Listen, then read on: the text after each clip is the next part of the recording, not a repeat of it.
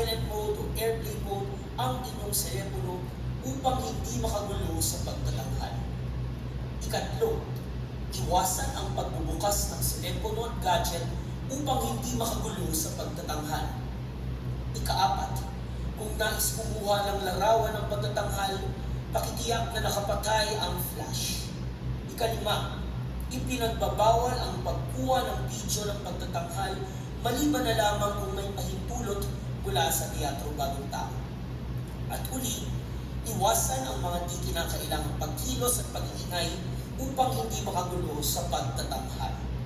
Iyon lamang po at maligayang panunood. Inihahandog ng HHS Teatro Bagong Tao kasama ang Kagawaran ng Filipino, ang HHS Artist Society, at ang Sanggu SSC Creatives. Isang tulang inspirado mula sa tulang Hoy Boyet, tinatawag ka na, hating gabi na igising ka pa pala ni Tony Pence. Ito ang tula, Bagong Tao, epiko ng kabataan.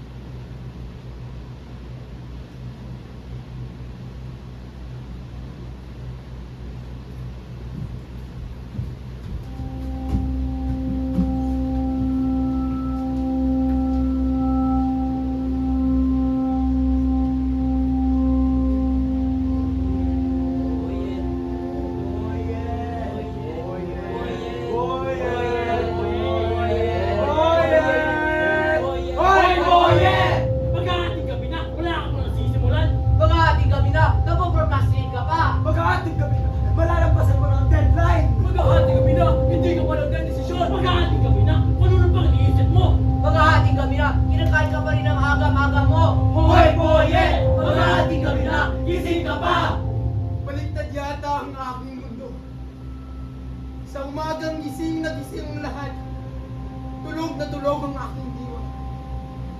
Sa gabi naman ang bawat tao ay nahihimbing, nananatili ang diwa kong gising na gising. Tanging ang kadiliman lamang ng gabing nakapagpapayapa ng aking isip. Inilalayo ako nito sa mundo natin kay saklap, at inihahatid ako sa mundo ng aking pangarap. Ito ang dabing ng aking isip na pinipitan ko ng aking haraya sapagkat isinusulat ko rito ang pangambat agam-agam ko sa aking tinatahak na landas tungo sa paparating na bukas. Sa kabila ng aking mga sugat, sa kabila ng aking pagdaramdam, ito ang nagbibigay lakas sa aking bawat araw na harapin ang parating na bukang liwayway.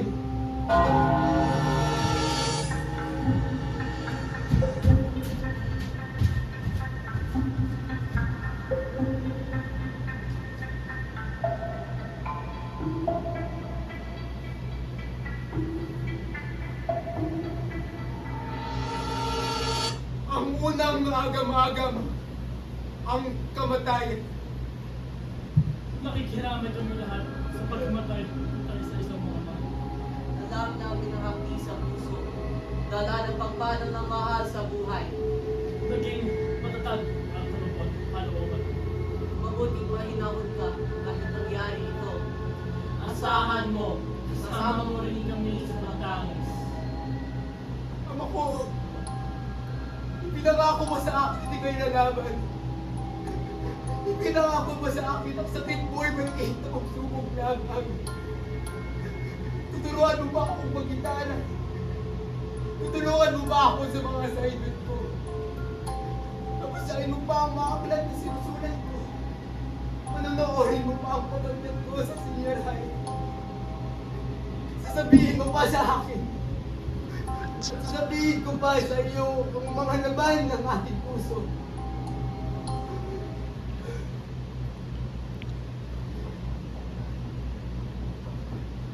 Sa panahong dumarating pa lamang ang mga Kastila, sa isang gawa-gawang bayan ang ngalan ay Palan.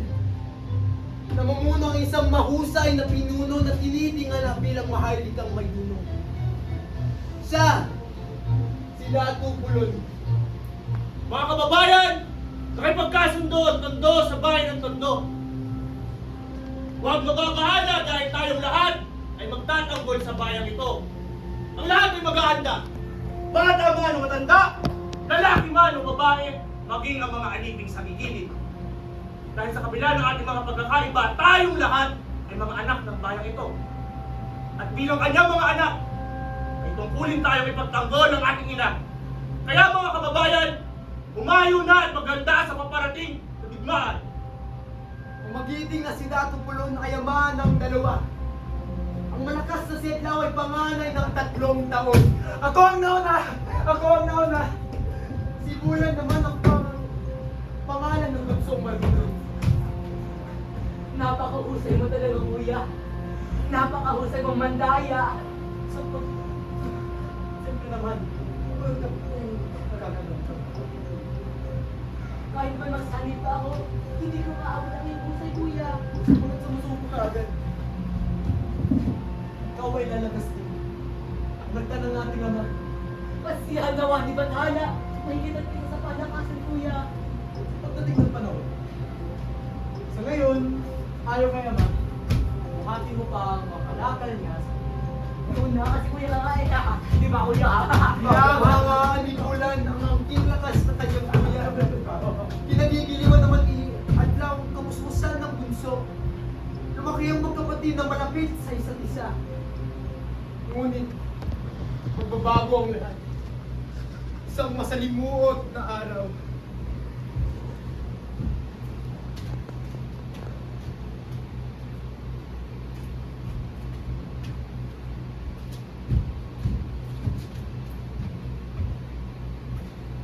Buhay ang iyong kapatid.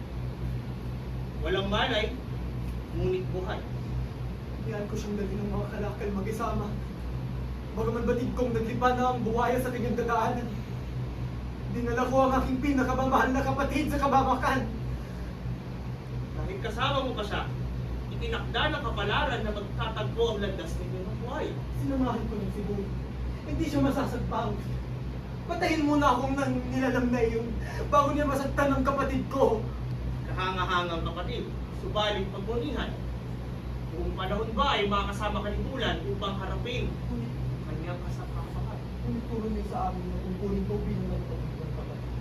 Naakain ko yung kababatang kapatid ko. Akayin oo, ngunit hindi buhat. Nabayang mabuti, bigyan ng payo tungkulin ng mga natatanda ang mga yan. Tatapalasa sa tao kung tatanggapin niya ang mga ito. Lao, kailangan mong turuan si Bulan na harapin ang kanyang mga laban. Pagtibayin ang kanyang dibdib. Harapin ang kanyang mga laban. Turuan tumayo sa kanyang sariling paa. Darating ang panahon, mawawala ako sa tabi ninyo. Mawawala ka sa tabi niya. Magpapasagit pa sa porselanong Gino si Bulan. Malaki ang pagkakataon na mabasag si Bulan kung hindi niya haharapin ang kanyang mga laban. Sa buhaya pa lamang ay talo na siya. Paano na kung kaharap na niya yung mga dayuhan na may katakot-takot na mga armas? Kailangang pagdaanan ni Bulan ng sakit. Yan ang paghahanda sa kanya. Mabigat sa aking loob. Ngunit, naunawaan ko na ang aking tungkulin bilang kapatid.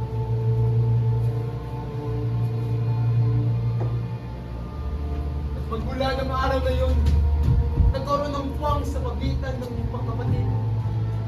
Naglaong malayo ng pagkalingan ni Adlaw sa kanyang kapatid. Kapalitan ng matataling na salita at mahahapting dabok. Kuya. Kuya.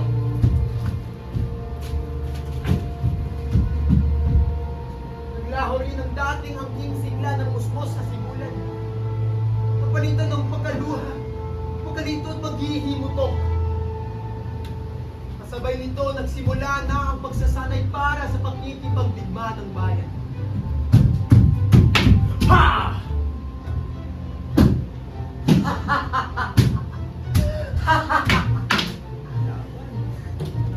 Ito naman ang pagsasanay kung saan matatalo ka. Sige. Sige.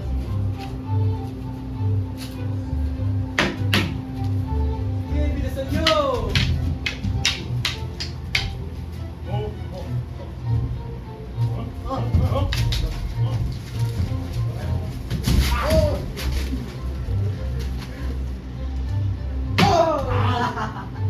Mahusay. Nanalo ko, nanalo ko. At syempre, Magaling alam mo ko, bakit? no? Bakit? Wala ang kapuluhan ko sa sana na ito. At bakit naman ba, ano? Sapagkat kung kahit sinong dayuhan, paglabas sa akin, puntang kain lang, pabagsakin ang moog. Kahanga-hanga ang iyong kagitingan, kaibigan ba? Kahanga-hanga, hibangan. Dumi na kalabaw ang ilalabas ng bungangan nitong Dumi ng kalabaw. At saan naman galing ang iyong matuling na paratang, kaibigan? Hindi mo ako matalo-talo sa pagsasanay sa labanan. Tapos ihahayag mo makakarap mo ang mga mananakop. Nakapaglamo ako sa kahawa-hawa mong larawan, kaibigan kain. Kaya, bagman kain mo ng paso, kahit sino. Binigay ko pa rin sa iyong panalo. Kahit sino, kaya mong ilang paso. Kahit sino. Ha? Narinig mo ba yun? Kaibigang adlaw?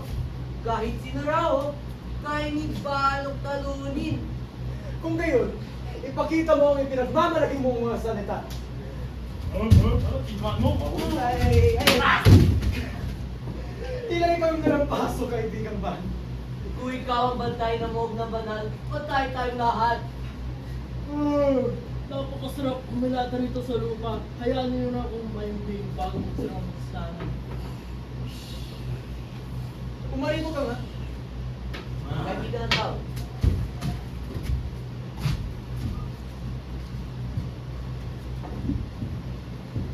Alam mo, napagdasdat namin ang pagdamit ng iyong pakikitungo sa iyong kapatid. Hindi namin ito katakalain na makakaya mong lulutan na matipid sakit ang iyong kapatid sa pagsasanay. Tila namatay ang amoy ng tuwa sa loob ni Bulan. Mabuti. Tuwang iyo ang nagpapalambot sa kapatid ko. Ha? Saksihan namin siya nung lumamag-isa. Matapos ang pagsasanay, isang araw. Hingin sana namin mabukas ng puso. Kung sa mga pagsasanay pa lamang nilidurog na siya. Paano pa kung nasa totoong laban? Eh di, wala lang paso din siya katulad ng kaibigang natin si Bano. Paraya ko din ang paso. Nakala ko ikaw ay magiging. Wakas na ang malayang na pagturing ko sa kapatid ko. Walang mabuting idinulot ko.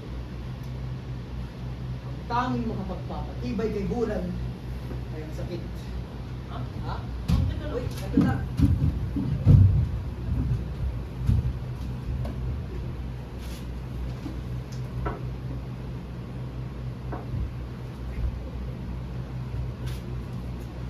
Bulan, anak. Isa ka na lang. Hindi ko na makikilala ang aking kapatid na pa. Nung magsimula ang mga pagsasanay namin, tila nais ako masaktan ng aking kapatid. Tila namuha matindi galit niya sa akin nung magpit na ako mapatay ng buhaya.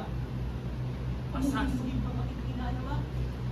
Masasakit man ang ikinikilos ng iyong kapatid. Kasi sigurado akong pag-ibig, nagpapagalaw pinatla. Hindi po ba pwedeng pagbuhay na lamang na may pag-ibig na hindi mamalaki? Sa sadyang magdulot ng sakit sa kapwa ay hindi kailanman tututuring ng pag-ibig. Tatapwa ang pagpiring sa mata. Sa kapwa, sa katotohanan puno ng sakit at daigdigan, hindi rin may tuturing ng pag-ibig. Hindi po ba pwedeng mabuhay na lang sa tuwa? Malayo sa sakit. Masaklap na realidad ang sakit at kamatayan, Bulan. Nais mo bang kausapin ko yung kapatid na hindi?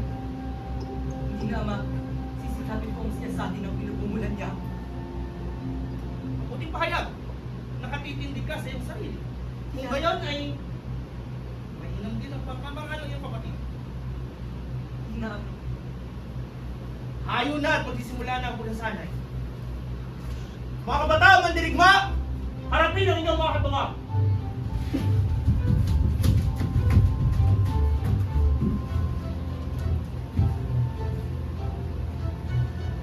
Kapatid, maaari bang magpagtitimpi ka pa rin para sa akin? Tumigil ang aking katawan sa ulit natin pagsasanay. Kung nais mo maiwasan ang sakit, gamitin mo ang iyong bisig upang ipagtanggol ang iyong sarili. Pero turo ni naman na dapat may pagtitimpi pa rin. Pagtitimpi ang mga dayuhan kapag sila ang nagharap mo!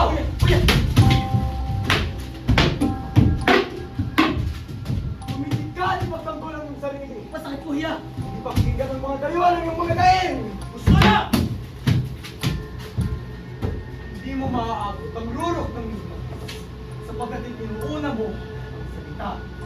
Inuuna mo ang luha! Kuya! Inuuna ba naman? Ang iyong gawa bago yung mata at tenga! Wala ka ba sa akin kalagayan, kuya? Ikaw, anak, sa katahanan, hindi ako palaging nandito upang ipagtanggol ka!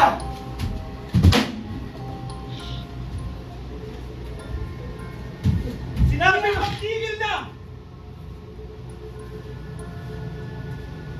Gali, Balog, dalhin sa pinakamalapit na manghilot si Bulan. Kayo na. Sa katagalan po ba sa labas ng bayan? Kung hindi kayang hilumin ng manghilot si Bulan,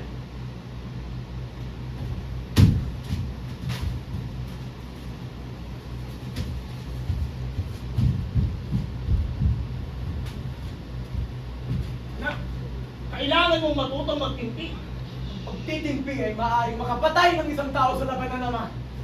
Nakababad ang kapatid mo para ko hindi kalaban. Ama, nananalig ako.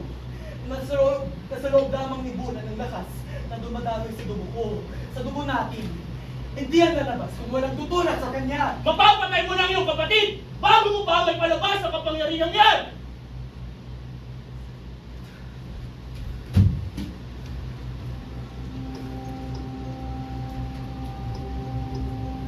Mahalagang maihanda sa sakit ng ating nakababata.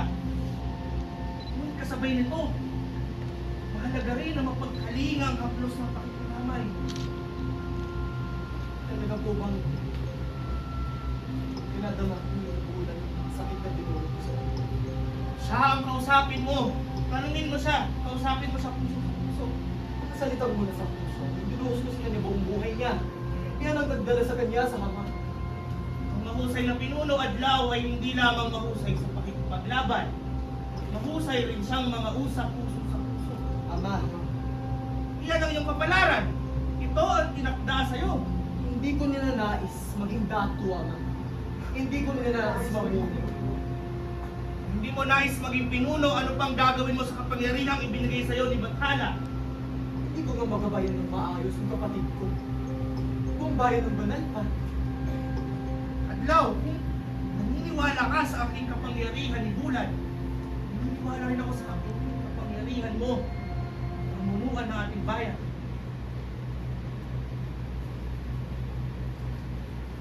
Salamat sa tiwala. Ama.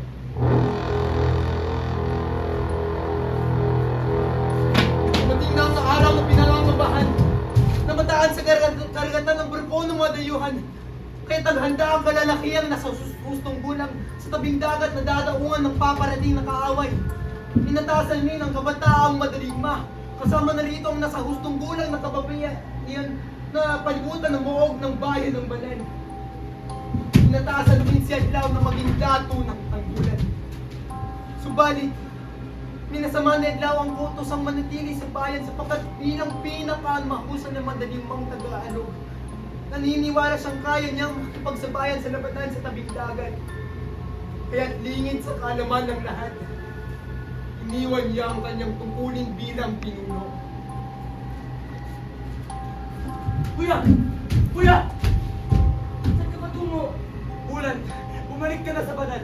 Papangarip ang paparating na kalaban. Kaya kailangan mo na bumalik. Wala kaming dato sa loob. Hindi kailangan ng dato sa buhok. Kung napatay na ang mga kalaban bago pa sila dumating. Yata totoo nga. Totoong patungo ka sa punutong sa dagat. Para saan? Upang itakasan ang kapalaran ng mga dato ng bayan? Upang tuparin ang pansariling mong pangarap na maging pinakapangyarihang batang mandirigma? Hindi ka na magpipilita kung bumalik sa banal. Ngunit hindi mo rin ako pwedeng pigilan umalis. Kuya! Kuya! Suot na ang paghahamak mo sa akin, kuya! Saan nagmumula ang katapangan mo ngayon? Mahusay, pero mas maganda sana kung gamitin mo yun sa pagtanggol ng buhok. Sabihin mo na nga ako, kuya! Kung gayon, umanda ka ng tumangis mo na sa sakit. Pagsabog sa tabing dagat, Si Ama! nagpatuloy ng mga kapatid sa dalampasigan. Ngunit pagdating nila ay tapos na ang labanan. Hindi nila sukat akalain masasaksiyan ang tagpo sa tabing dagat ng kanilang nalangan. Bagaman pinaghandaan ng lubos ang grupo ni Pulon ang lihim na pagsubok ng mananakop na Espanyol. Matagumpay na nasakop ito ng mga Kastila. Matagumpay sila sa pagpaslang ng mga katutubong unang tanggulan. Kaya kahit anong inaasahan sa anumang digmaan, at kulay pula ang dagat na pinagdausan ng laban. Naman tayong lahat ng mga katutubong Tagalog, kasama na rito, yung mapiting na sila tutulog.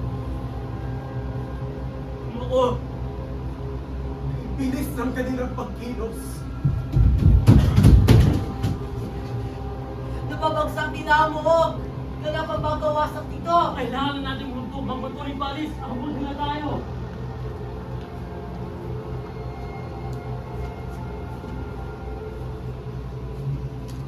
Nakabalik pa ba tayo sa banal? Tapos ang kamay na ng mga dayuhan ang banal. Wala na tayong mauwian. Sa isang iglap na walang lahat, ang ating bayan, ang ating kapundirigma, ang ating datong. Ikaw na, Adlaw, ang bagong dato ng banal. Ano na ang gagawin natin na kumandaw?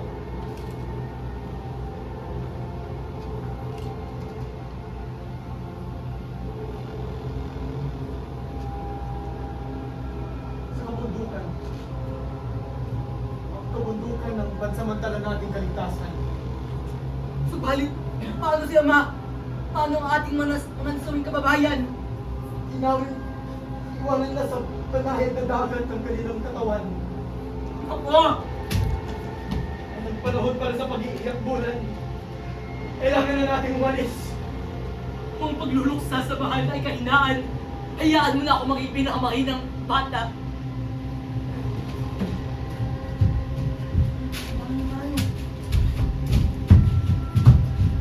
Iba na ang nadadalaw ni kamatayan.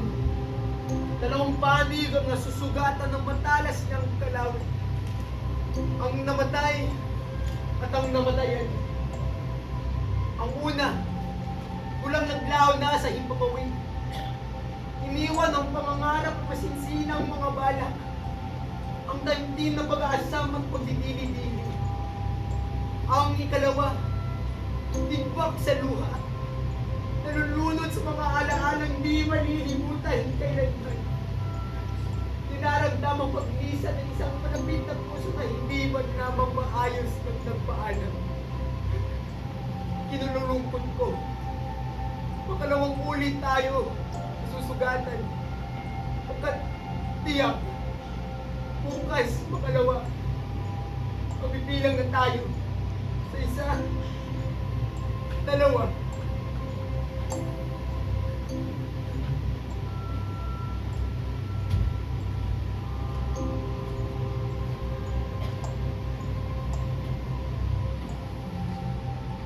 Mabayapan nawa ang iyong kaluluwa, Ama.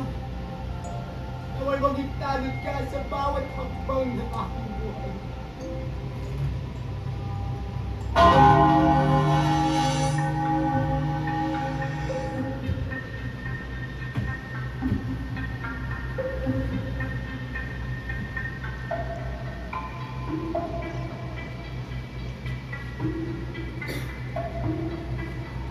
Ang ikalawang agam-agam, ang pag-ibig